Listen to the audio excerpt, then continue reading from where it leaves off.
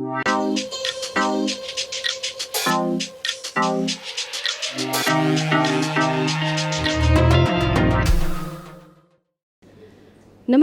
प्रभात खबर के YouTube channel पर आप सभी का स्वागत है। जैसा कि आप सभी जानते हैं, बढ़ती उम्र के साथ जॉइंट पेन की जो शिकायत होती है वो बढ़ जाती है। इसके क्या उपाय हैं और इस समय कोरोना के समय में जोड़ों के दर्द से जुड़ी कौन सी शिकायत सामने आ रही है ज़्यादा और इससे बचने के क्या उपाय हैं, इस बारे में बात करने के लिए हमारे साथ डॉक्टर एल.बी. मांझी उपस्थित हैं। और सबसे पहले तो हम डॉक्टर एल.बी. मांझी का हमारे चैनल में बहुत बहुत स्वागत करते हैं। Thank you. बढ़ती उम्र के साथ जो है वो लोगों में घुटना दर्द की शिकायत आम हो जाती है, खासकर महिलाओं में। इससे बचने के क्या उपाय हैं या क्या शुरुआती समय में लोग करें कि इससे जो है आप खुद को इस दर्द से छुटकारा आपको मिल सकता है? देखिए, बढ़ती उम्र में घुटना और जॉइंट पेन बढ़ जाते हैं। इसके कारण बहुत सारे हैं। एक तो नियमित व्यायाम लोग नहीं करते हैं, जैसा कि 40 साल के बाद घुटना का जो आर्टिकुलर सरफेस है वो घिसने लगता है। तो उससे बचने के लिए 40 पार करने के बाद कुछ व्यायाम है जो डॉक्टरों से मिल के उस व्यायाम को सीखना चाहिए और रेगुलर व्यायाम करना चाहिए। खान पान भी है, खान पान अच्छा होना चाहिए, है ना। उसमें कैल्शियम का बहुत ज़्यादा रोल है। अगर आप बराबर व्यायाम करते हैं तो कैल्शियम यूटिलाइज होता है, तो कुछ खान पान से उस कैल्शियम की भरपाई होती है या कैल्शियम कुछ मेडिसिन टाइप का लेने से होता है। उसके बाद विटामिन डी हमारे देश में सौभाग्य से प्राकृतिक रूप में अवेलेबल है। लोग उसका उपयोग करते नहीं हैं, दिन भर घर में बैठे रहते हैं, सूरज की रोशनी से बचते रहते हैं, जो कि विटामिन डी का बहुत बड़ा सोर्स है। वो कम से कम सुबह में 1-2 घंटा धूप लेना चाहिए। इससे विटामिन डी का उपयोग होता है, कैल्शियम एब्जॉर्ब कराता है। तो केवल कैल्शियम ही रहने से काम नहीं चलता है, विटामिन डी का भी रोल बहुत अच्छा है। आजकल लोग एसी में बैठे रहते हैं, दिन भर एसी में बैठे रहते हैं, रात भर एसी में रहते हैं, बाहर सूरज की रोशनी मिलती नहीं है और उसके लिए अलग से विटामिन डी का खुराक लेना पड़ता है। तो ये सब ध्यान में रखने की चीज़ है, उसको करना चाहिए। और जॉइंट का प्रॉब्लम इसीलिए होता है कि वो रेगुलर एक्सरसाइज नहीं कर पाते हैं। तो एक्सरसाइज, कुछ खास एक्सरसाइज है, उसको सीखना चाहिए। जॉइंट पेन से कैसे बचा जा सकता है? एक तो आपने बताया कि एक्सरसाइज वगैरह, और भी कुछ बदलाव हम अपने जो हमारा दैनिक जीवन है इसमें और क्या बदलाव ला सकते हैं? वही है, खान पान ठीक रखना चाहिए और एक्सरसाइज करना चाहिए। बस इतना ही करना है। उसमें 1-1.5 घंटा का रोज़ एक्सरसाइज करें, रोज़ टहलना चाहिए, वॉक करना चाहिए, नियमित रूप से वॉक करना चाहिए। ज़्यादा से ज़्यादा घुटना मोड़ के नहीं बैठना चाहिए, है ना। काहे कि घुटना मोड़ के बैठने से जॉइंट भी ख़राब होता है। उसके लिए एक एक्सरसाइज है, वो एक्सरसाइज करना चाहिए।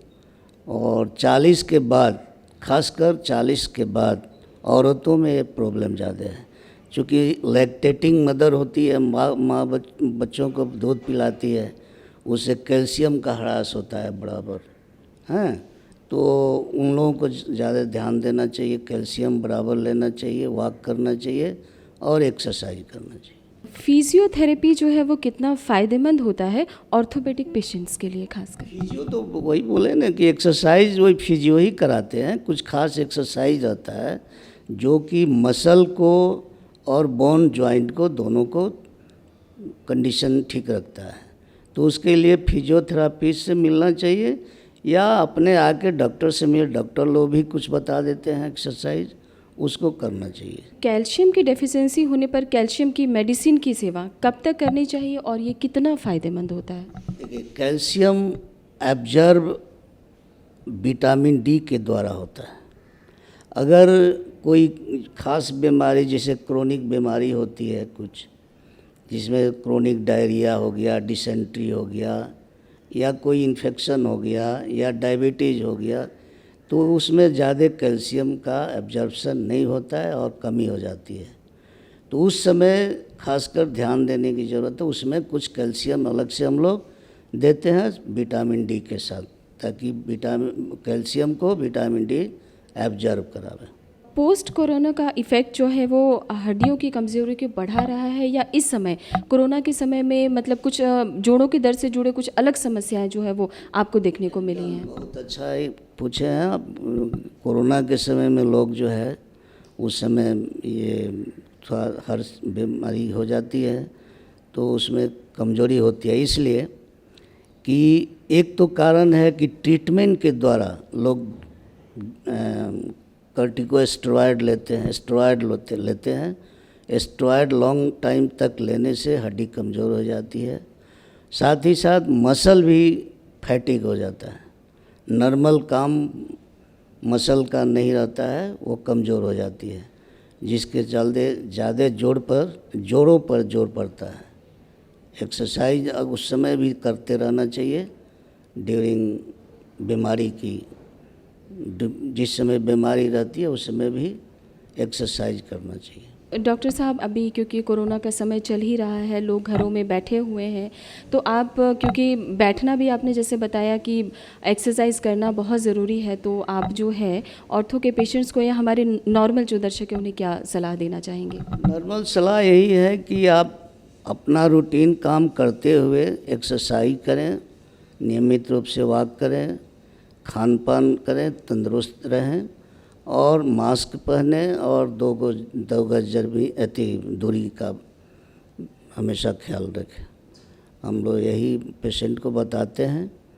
जैसे शराब लोग भी कुछ लोग पीते हैं, बहुत शराब भी बहुत बड़ा कारण है, ड्रिंकिंग भी बहुत बड़ा कारण है और स्मोकिंग भी बहुत बड़ा कारण है। ये सब गलत आदत छोड़ देना चाहिए।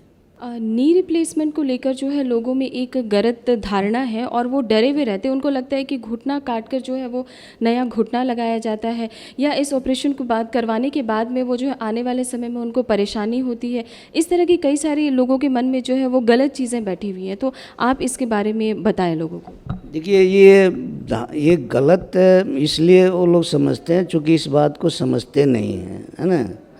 ये घुटना तो ज़रूर ही एक डरावनी बात है, जो कि आर्टिफिशियल प्राकृतिक घुटना को बदल के आर्टिफिशियल घुटना लगाते हैं हम लोग, है ना। तो एक ये है कि जब तक आदमी बहुत ही ये प्रॉब्लम नहीं महसूस करता है चलने में, बैठने में, उठने वॉक करने में, जब तक उसको परेशानी बहुत नहीं हो जाती है तब तक घुटना चेंज नहीं कराना चाहिए।